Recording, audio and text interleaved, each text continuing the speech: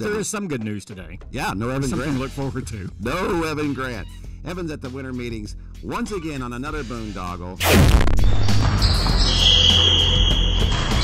While it was kind of easy to see, I think, that the Cowboys were getting better, we've seen what's happened with what Chicago did, to the Rams and slowing them down. And we've seen some of these teams that people were seeing as juggernauts, and saw what the Cowboys did to the Saints. And we've seen now that, well, maybe that's not the end all and be all, is that type of thing. And this should give Cowboys fans some hope, I think.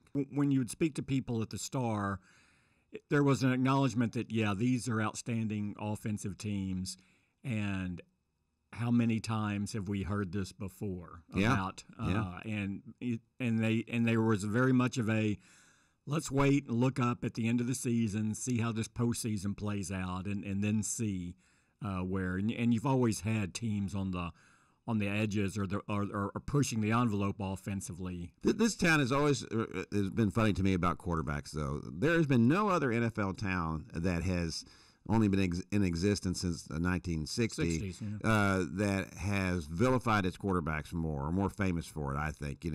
They basically booed, Don Meredith out of the league. No question. And have been, we're hard on quarterbacks. Had no use for Danny White. No use for him.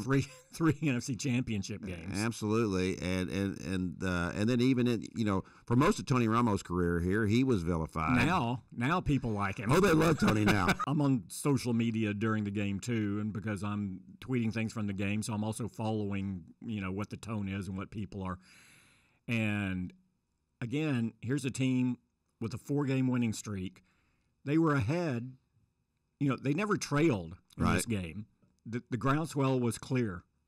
Fire Scott Linehan, and do not extend Dak Prescott. Right. No, that was coming out of this game as they were winning their 5th straight game to take control of the division. And I'm even getting the caveman communication. I'm getting emails from people during the game telling me that.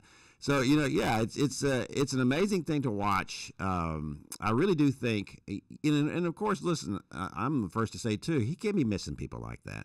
Well, no, and the difference is, the difference is in some of these offenses. Yeah, every quarterback misses those throws. Right. And that's a legitimate counterpoint to bring up. When you miss 2 deep throws when you only throw 28 times versus 2 deep throws when you're throwing 54 times, if you're a Mahomes or something like that, those offenses, you shrug your shoulders and go, well, you can't be perfect. Right. But with Dak, it's like, hey, you don't take enough of those shots. You got to hit more of them. My complaint about the team back then was that I felt like that the coaching staff was failing it. There were the things that they couldn't do, and the coaching staff was not doing enough to help these guys out. And so I think that was the issue then. Now it is to the point that they have enough weapons, certainly with the addition of Amari Cooper, to just he alone has made that kind of that much difference in what they feel like they can and they can't do. And even to the point where Amari Cooper said, hey, forget this. I'm running all these stop routes all the time, and these guys are just sitting on it. I can take this guy. Why don't we just run a go here? You're building that rapport, which clearly we're seeing being built between Dak and Amari Cooper. So Cooper thought in his head. He said no. Cooper gets out there. Dak gives it a little more thought and goes, well, I'm hitting with this guy. He sees something. I can see it working. Okay, so let's call it. So he changes with the hand signal. He changes it at the line, and they connect for 75 yards. But I got to tell you, just watching him, because I hadn't watched him that much when he was in Oakland. Mm-hmm. Well, just watching him here, I don't think there's too many guys he couldn't beat because A, because of the routes he runs, and B, because of the speed.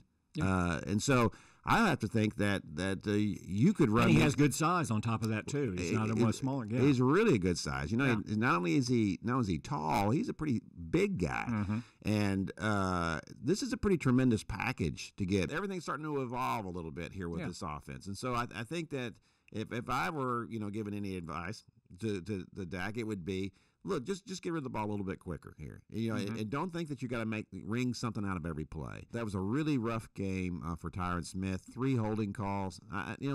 Watching them on the replays, my feeling about a holding call on an offensive lineman, it should be are you impeding this guy from changing directions, first of all? If he wanted to go one way, if he was going one way and he was trying to go the other, and then all of a sudden he can't go because you got the vice grips on him. Or if it's clear that, the guy is still leading a certain way and he can't get there because you got him. When a guy's just upright and fighting with you and you're locked on, that's to me, that's not a holding call. The Cowboys will send the tape in of this game and just, I think, ask for clarification. Really? What, help us to teach him better. What is he doing wrong here? Yeah. Because I don't think they feel he's doing anything wrong. They feel that he is so big and he's so strong when he locks up with these guys, they can't get away from him. Right. That doesn't mean it's holding. It's just like you're saying. It's just the constant. Because you can use your hands now. It's not like you can't use your hands.